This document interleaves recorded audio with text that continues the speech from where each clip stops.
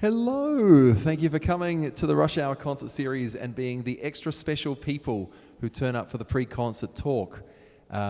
We will have people streaming in and hopefully no water streaming in. I'm Robbie Ellis, thank you for coming. I'm a host on WFMT and this is my side gig. This is a 1099. We have the Kaia String Quartet with us today, return guests to the Rush Hour concert series, and I have half of the quartet with me. Victoria Moreira, first violin, and Hope Shepard-Decelle. Oh, did I get that right? Shepard-Decelle on cello. The outer voices of the quartet, says Vicky. All right, do you want to go into a quick bit of the history of the Kaia String Quartet and what you do to distinguish yourselves among the hundreds and thousands of string quartets that are out there? Absolutely, thank you. Thank you, Alice. So Kaia was founded in 2010, so this coming season we're actually approaching our 15th anniversary, which is really exciting. We founded the quartet with the mission of representing different cultures around the world, and through time, you know, as we play concerts and kept developing that idea, we found a strong connection and passion with the music of Latin America, or Latin American culture, and inspiration for that huge part of the world that encompasses so many traditions. And so we promote music from composers from Latin America, but we also feature composers that are American and from some other places that are inspired in that culture in different ways. And Hope, if I'm not mistaken, you're a founding member of the quartet, or I'm not quite right? Actually not, No. but pretty close, almost. It was a couple of years after. Almost. And did you anticipate that? I mean, Vicky, you're from Uruguay. You're not. Did you anticipate moving this much into Latin American music as part of your career? Definitely not, and that was not something I thought about in school, but it's been such a pleasure, such a joy finding this music. And actually, I feel like that's one of my favorite things about being the quartet is deep diving, and trying to find music that we want to play and that we think audiences will love. And on the program, you've got two Chicago composers. You've got, let's see, what Latin American? Venezuela, Brazil, Argentina/Uruguay, Paraguay, I think might be in the mix, Mexico, Puerto Rico. It's a big variety. So do you want to go into the first piece by Efraín Amaya? So a Venezuelan composer in the US, if I'm not mistaken. But the theme of the piece, it's not very Latin America, because Europe hadn't even discovered Latin America at the time of the story that this is based on. Right.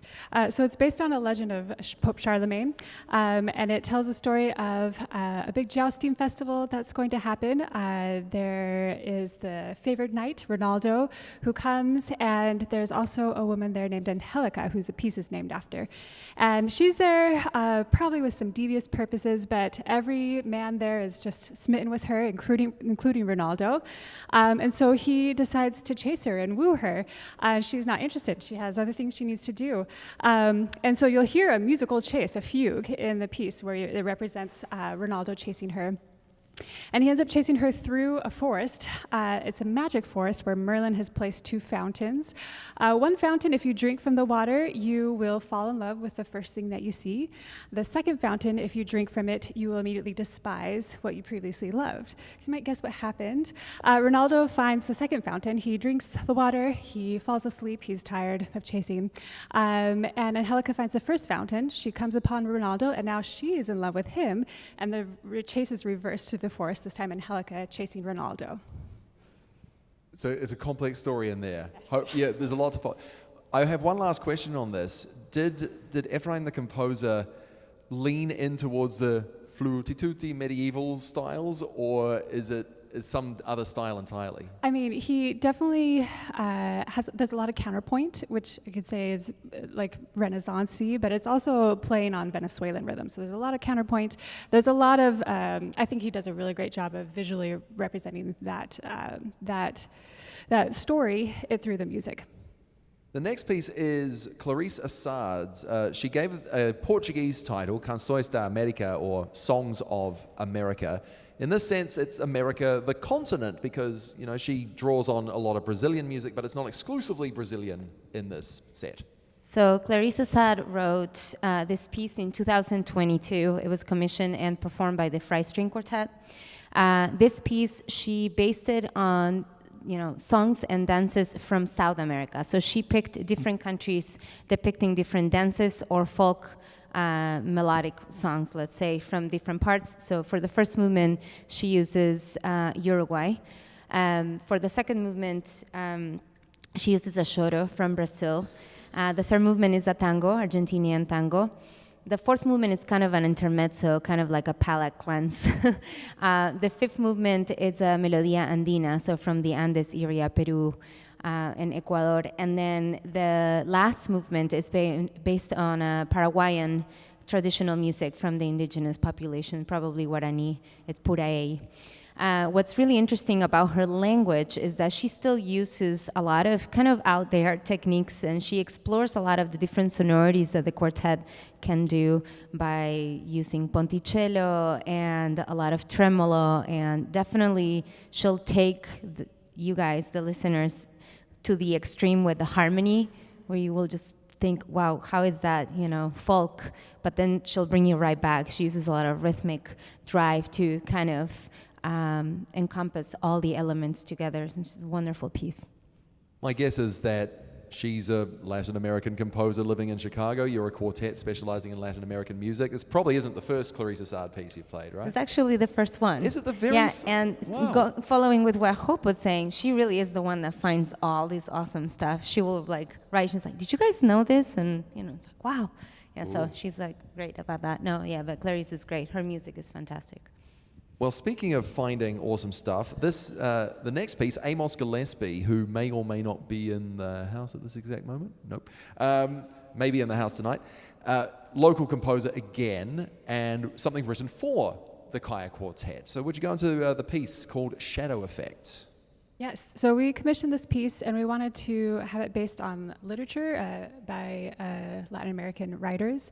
So this is by Sor Juana Inés de la Cruz, and who was like a Renaissance writer, but she was really way ahead of her time.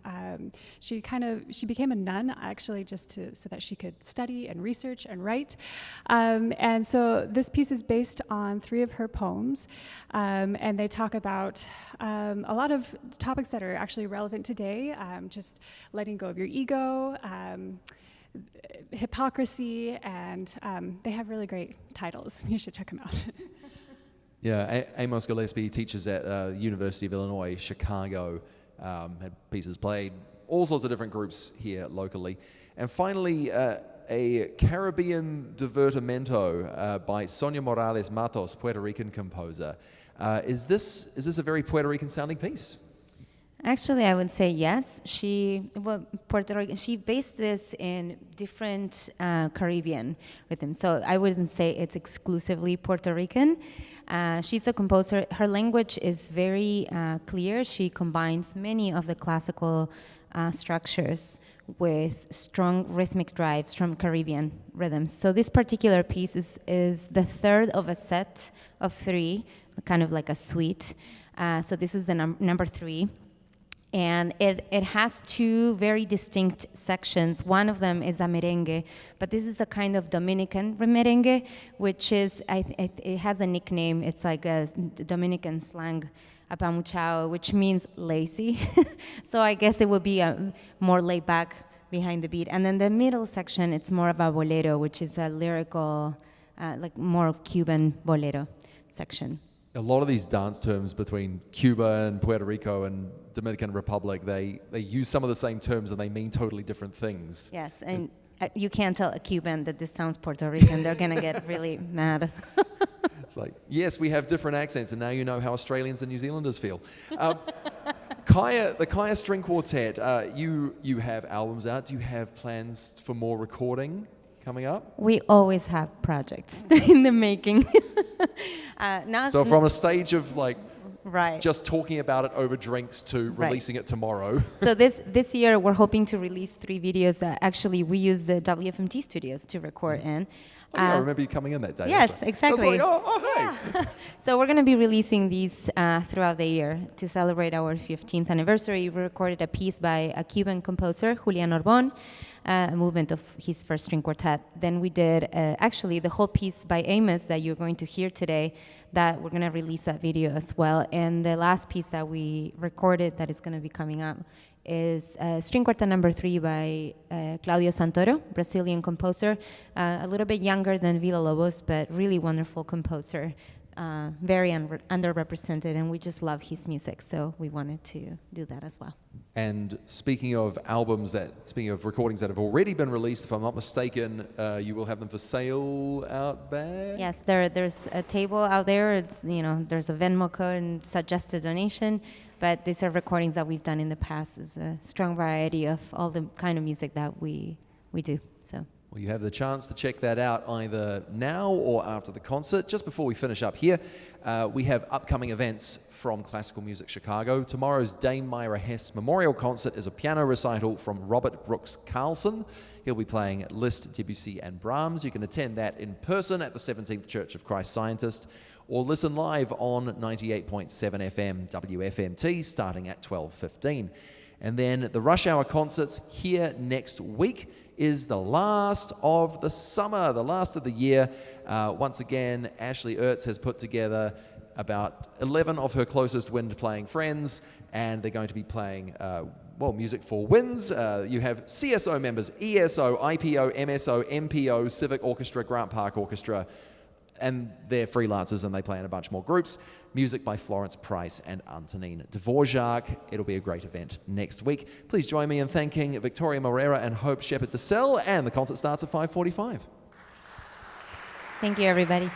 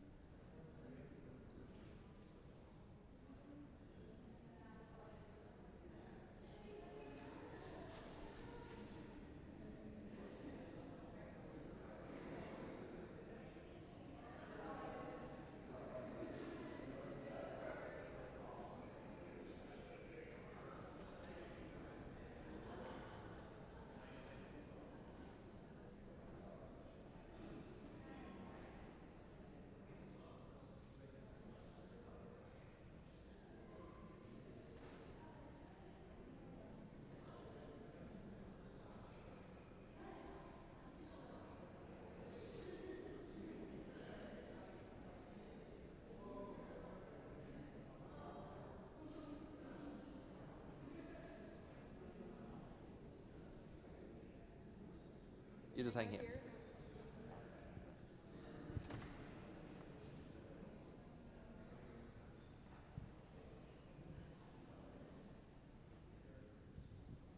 Hello, and thank you for braving the elements to come to this rush hour concert of music for string quartet and bass drum sound. My name is Robbie Ellis. Rush Hour concerts are put on by Classical Music Chicago in association with St. James Cathedral, made possible through the generosity of the Illinois Arts Council, the Irving Harris Foundation, and many dedicated donors. And now to play the music of Efraín, Amaya, Clarice, Assad, Amos, Gillespie, and Sonia Morales-Matos, please welcome the Kaia String Quartet, who are Victoria Moreira, Naomi Culp, Blakely Mangini, and Hope Shepherd Decelle.